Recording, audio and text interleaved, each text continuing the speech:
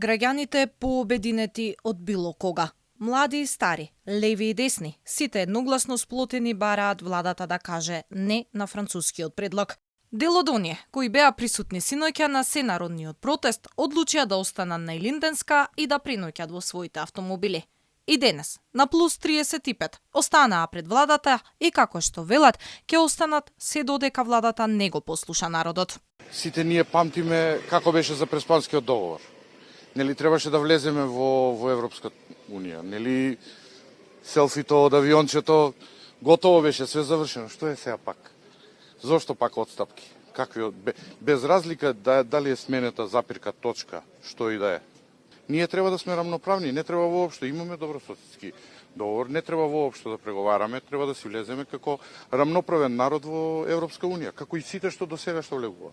Дај Боже да се успее нешто, ма тоа е сето направено, фингирано, зациментирано како Преспанскиот договор. Лесно е да се остани бремена како жена, ама маките се отпосле.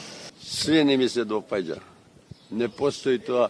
Знаете што значи? Тоа е силување на еден човек.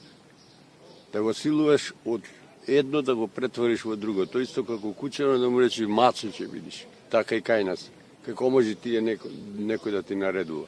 Кај го има тоа во светот? Сега исто тоа е. Сега јас мислам да подхитно да дадат оставка и да напуштат и да треба избори да лежат да затвор, да лежат затвор.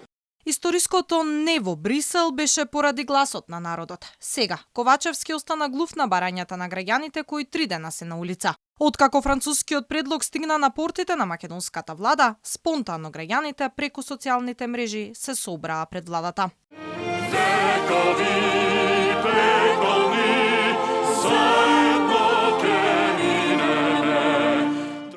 И тие позади.